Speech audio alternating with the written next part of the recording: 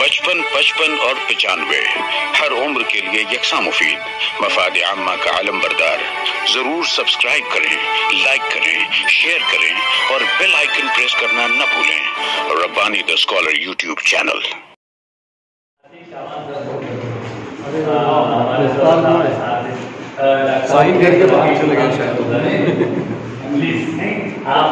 ہماری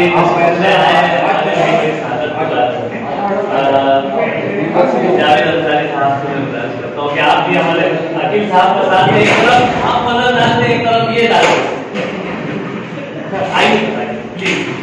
بہت خوشی اور مسرت کا مقام ہے کہ آج ہماری ماہانہ عدمی نشست جو کہ 208ویں نشست ہے، آج اس نشست میں جہاں ایک نوجوان صدر شعبہ اردو سٹی کالج محترم ڈاکٹر پروفیسر مبین نذیر صاحب یہاں پر موجود ہیں، وہیں پر ان کا ساتھ دینے کے لیے یہ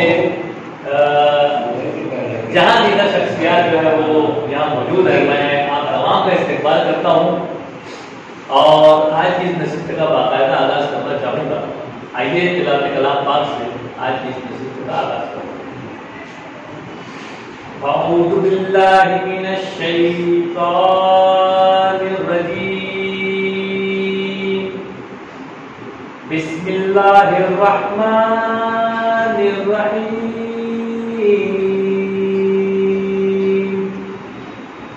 لقد جاءکم رسول من انفسکم عزیز علیہ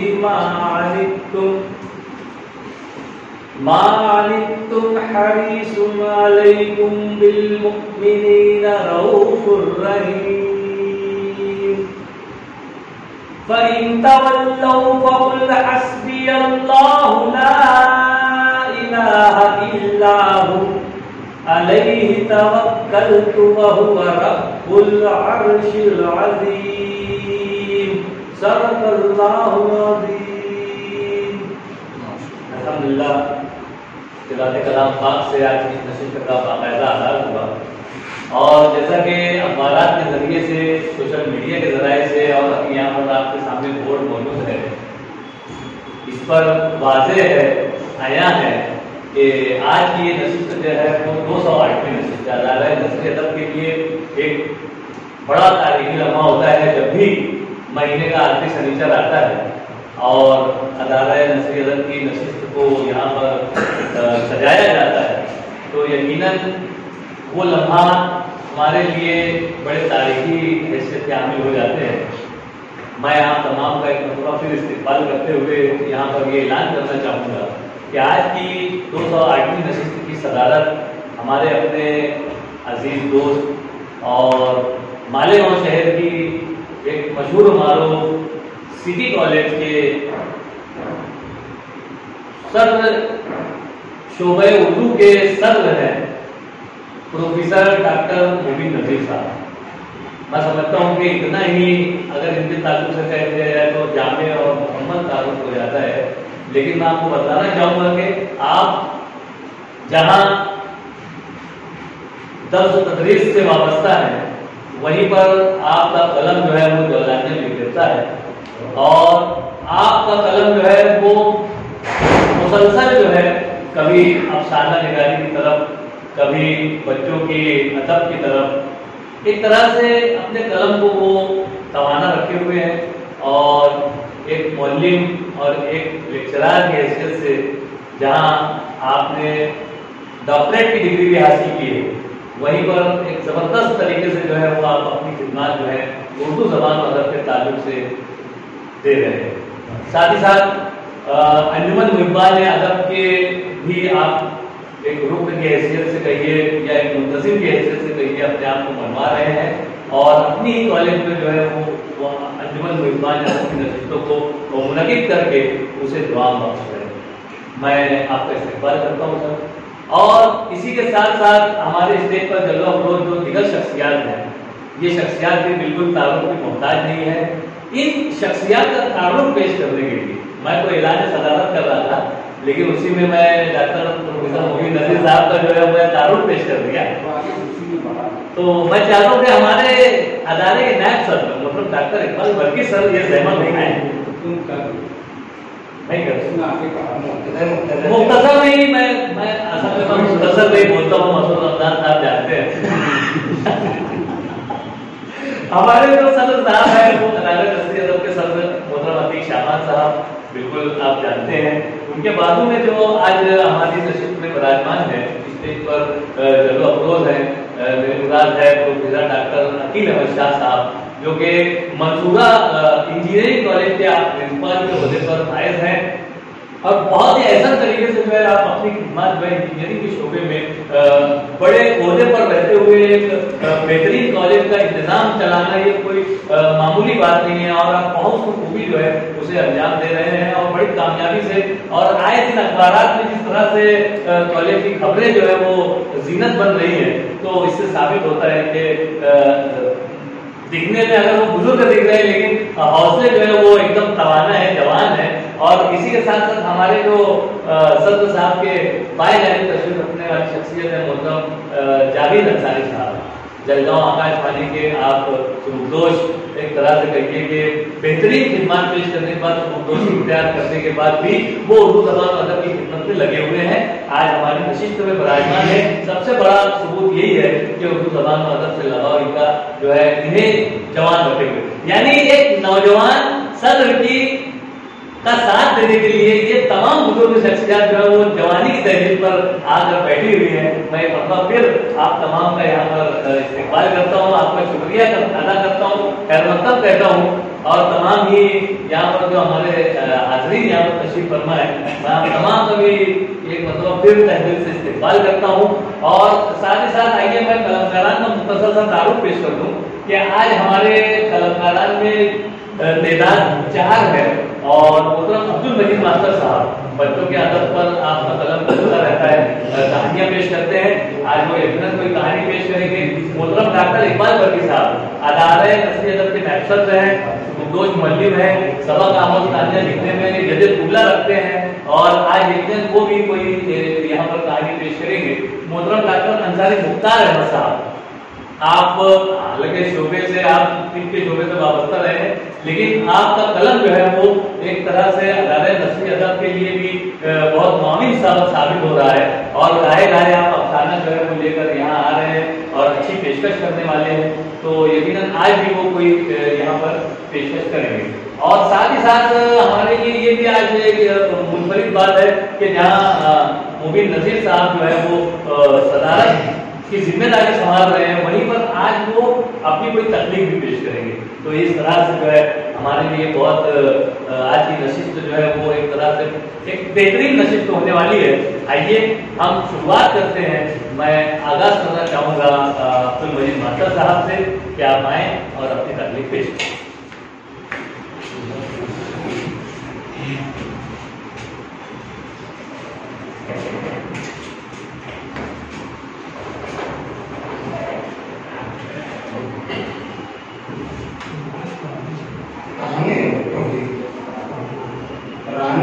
सपाटे वाले जिनकी आवाज दरमियान में अच्छी हुई थी, फिर गलती हुई हमसे, फिर वो वापस में पहुंच गया, फिर आगे वहीं चले थे जहाँ तो वो फिर भी धीरे धीरे रिवर्स हो जाएगी। अभी इतनी आवाज नहीं तो ये समझ में आएगी कि नहीं आएगी।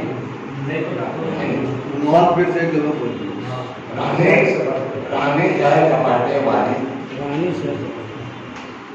सल्तनत वर्जिया पर एक राजा राज करता था, मगर सल्तनत पर रानी सिक्का चलता था। राजा की रानी मंगा भाई कानियां थी, हर मामले में टांग अड़ाती और अपनी चलाती थी। राजा उसके आगे बेबस था, खूबसूरत थी मगर बड़ी मजबूतियां हो गई थी। उससे बढ़ते अपने रजवाड़े बनकर छोड़ हुई थी। अक्सर वो अपने कनेतों पर अपने घमंड के काम तोड़ा करती थी।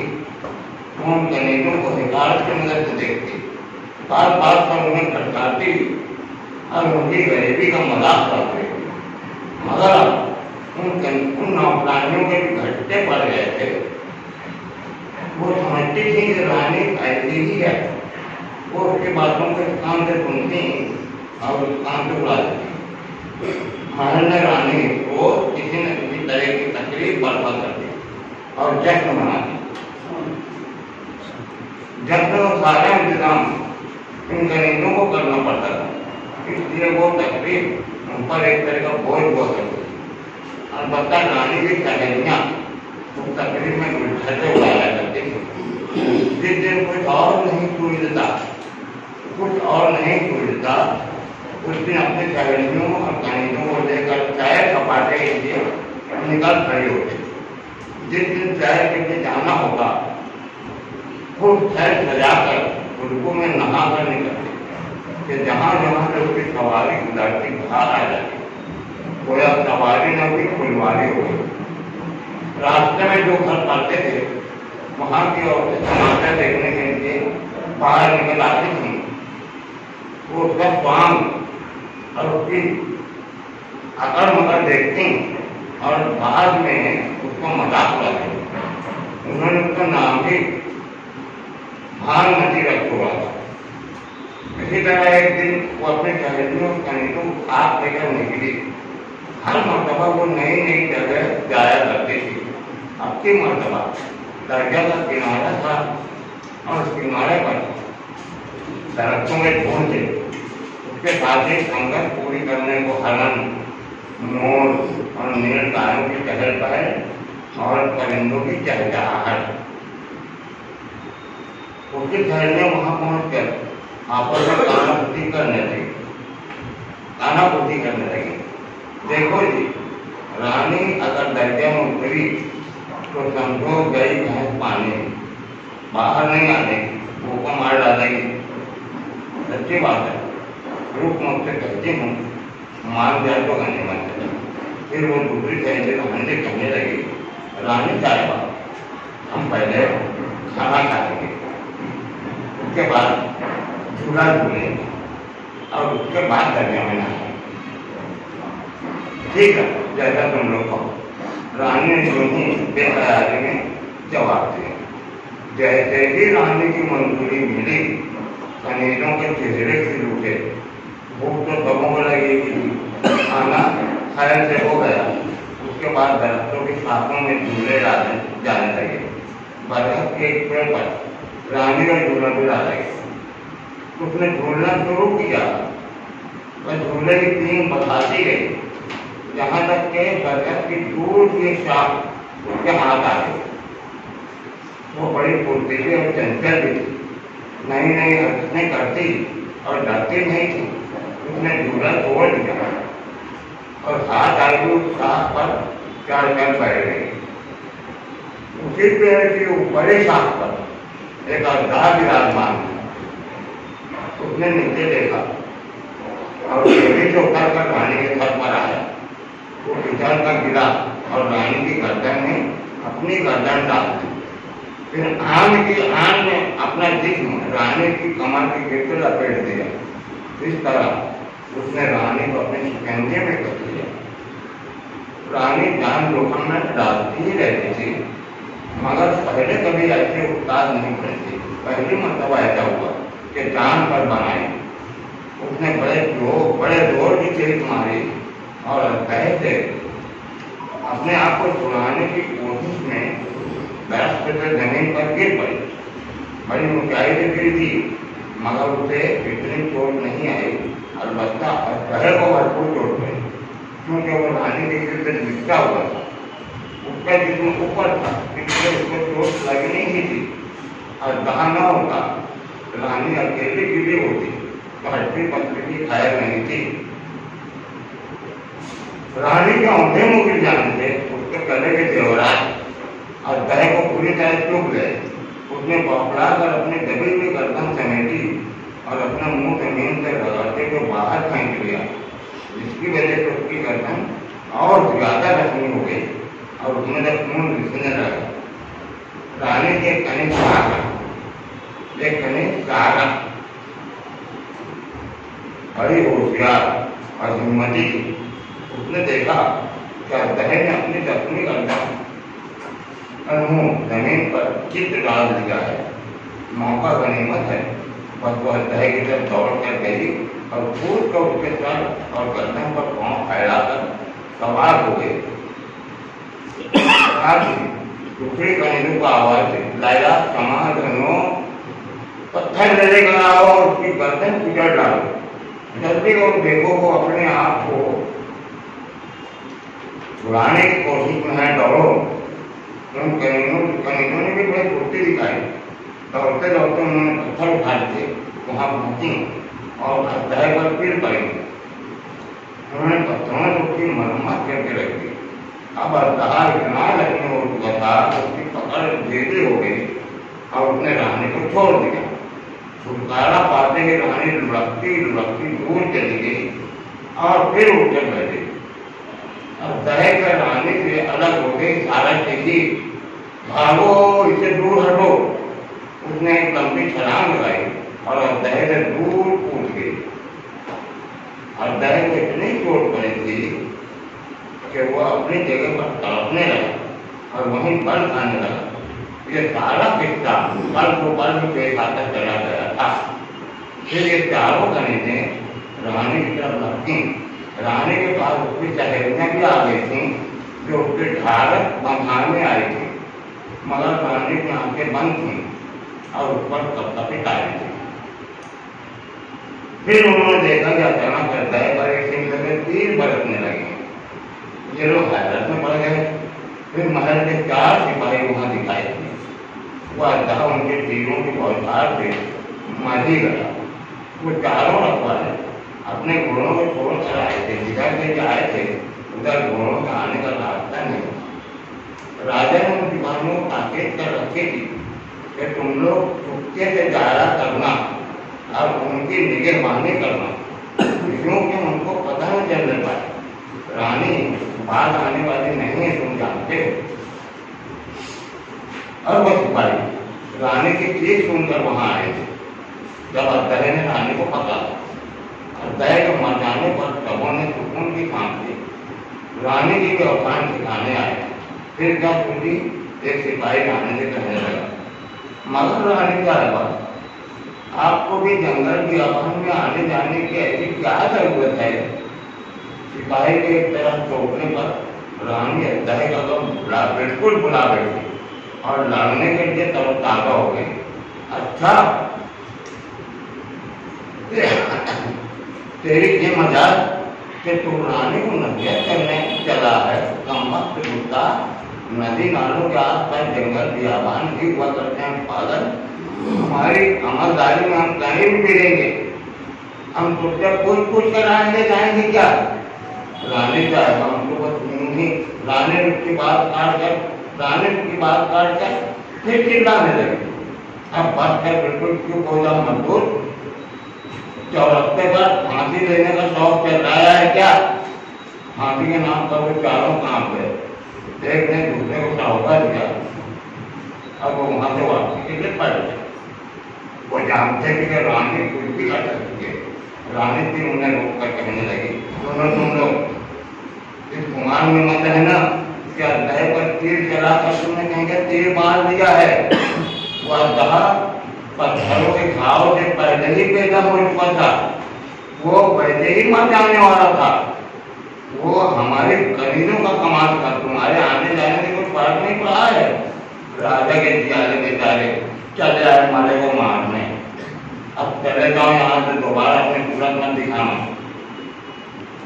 वो चारों वहां से ऐसे पलटे जैसे किसी बला से छुटकारा मिल गया।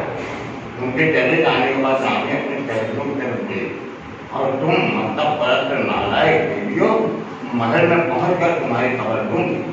क्यों? हमने क्या किया?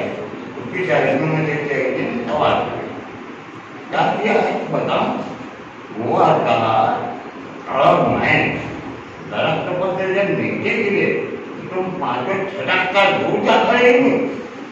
तब दूर से मेरे मरने का तमाशा देखने लगी।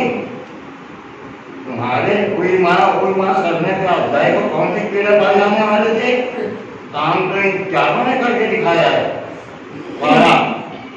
अब यहाँ से मैं तुम तमाम करेंगे दुगना मसाला अदा कर करूंगी। चारों भाई ने मुशायरा रुकना हो जाने पर खुशी से तालियां बजाने लगी। रानी ने फिर कहा, इसके अलावा भी कोई जरूरत हो तो कहना, मैं तुम्हारा कहना नहीं टालूंगी। कुछ दिन के बाद से रानी का सुलूक अपने कनीजों के साथ अक्सर बदल गया। उसने उनकी कदर पहचानी और उन पर मेहरबानी की कदर रखने लगी।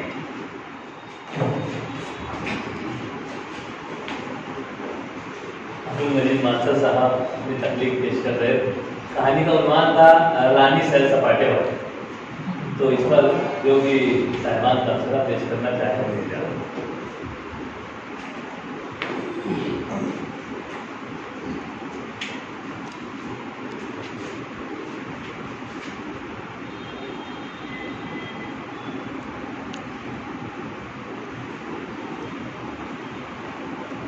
सिर्फ एक बात कहूँगा, वजह यह कि मैंने पूरा खाना सुना नहीं है ना, खाली उन्वान के ताल्लुक से ये बोलूँगा कि रानी सैर सपाटे वाले की बजाय रानी हिंटर वाली लगती है। रानी हिंटर वाली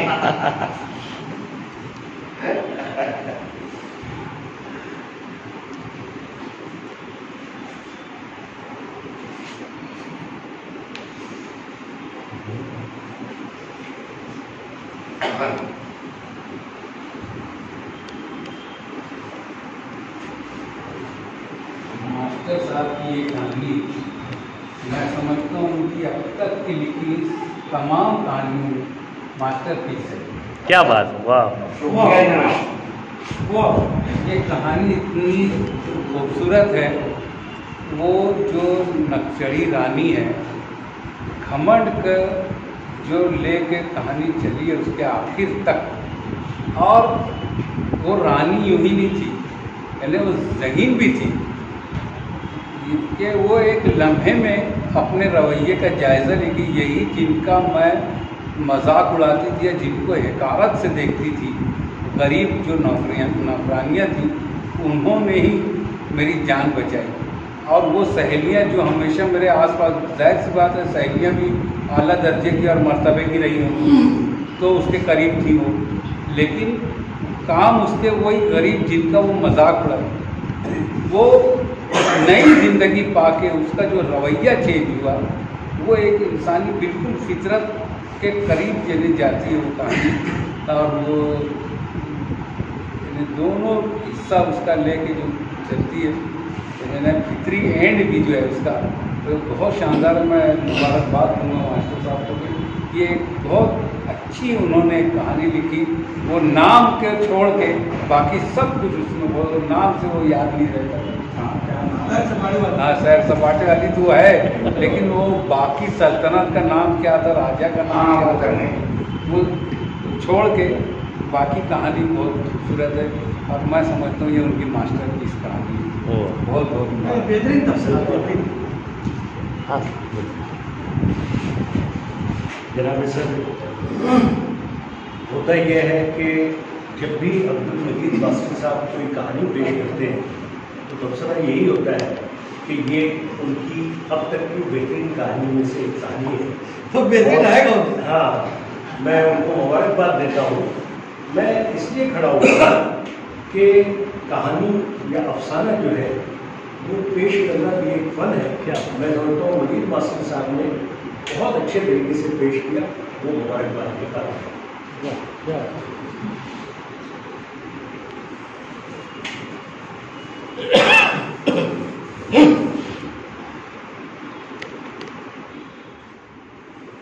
एक चीज़ और मैं बोलना वो जो अजदहा होता है, वो जब किसी को लिपटता है तो फिर उसके चुंगल से कोई बचता नहीं, क्योंकि वो फौरन लिपटने के बाद अपने आप को सीधा करने लगता है। उसके बीच में फंसा हुआ जो रहता है उसकी सारी हड्डी पसली, लेकिन मास्टर साहब ने इतनी खूबसूरती से उस चीज़ को निभाया। मैं उस पर उनको दाद दूंगा कि ये सारा मामला पल भर में वो लेके गिर गया। तो यानी उसको जो टाइट होने का जो मौका था, उन्होंने मास्टर साहब ने खूबसूरती से उसको वो से बचा लिया और उसको नीचे गिरा दिया और वो रानी बच गई। और उसके हार में ना वो वो जो अजदहे की जो फितरत है उससे आपने जो किनारा एक रास्ता निकाला है उसको बचाने का, वो बहुत खूबसूरत है। एक पल भर में नीचे आ जाना उसका सब बचा ले गया, तो एक उसका मेरे ध्यान से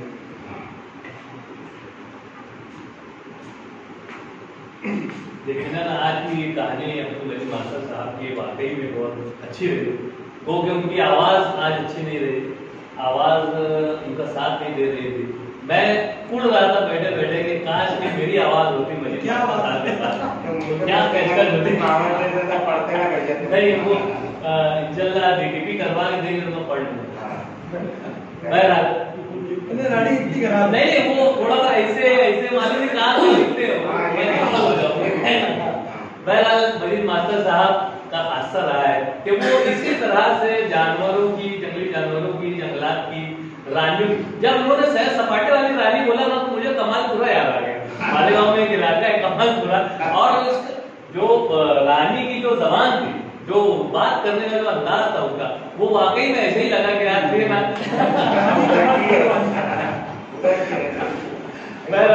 कमालपुरे में भी अच्छे लोग भी हैं। अरे वो एक पल है सर, मतलब बात करने का एक पल है कि यार वहाँ के लोग जो है इस अंदाज से बात करते हैं, बड़ा अच्छा लगता है मेरे को, मैं महसूस हो रहा था मेरा।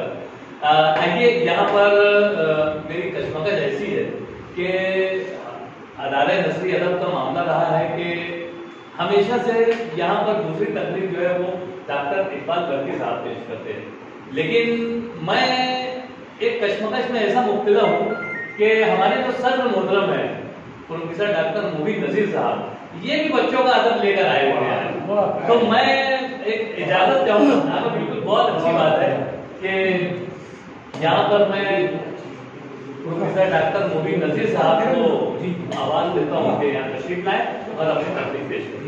55, 55 और 95 हर उम्र के लिए यकसा मुफीद, मफाद आम्मा का आलम बरदार। जरूर सब्सक्राइब करें, लाइक करें, शेयर करें और बेल आइकन प्रेस करना न भूलें। Rabbani the scholar YouTube channel. Rabbani the scholar YouTube channel इल्मी, अदबी, दीनी, मिल्ली, समाजी, सकाफती, तहजीबी, फलाही, तिब्बी, फन्नी, माशी, तिजारती, माशरती, इंतजामी, इनकलाबी, तहरीकी, तहकीकी, तकनीकी, तफ्तीशी, तामीरी, तालीमी व मालूमाती यूट्यूब चैनल जरूर सब्सक्राइब करें, लाइक करें, शेयर करें और बेल आइकॉन प्रेस करें। Rabbani the scholar YouTube channel.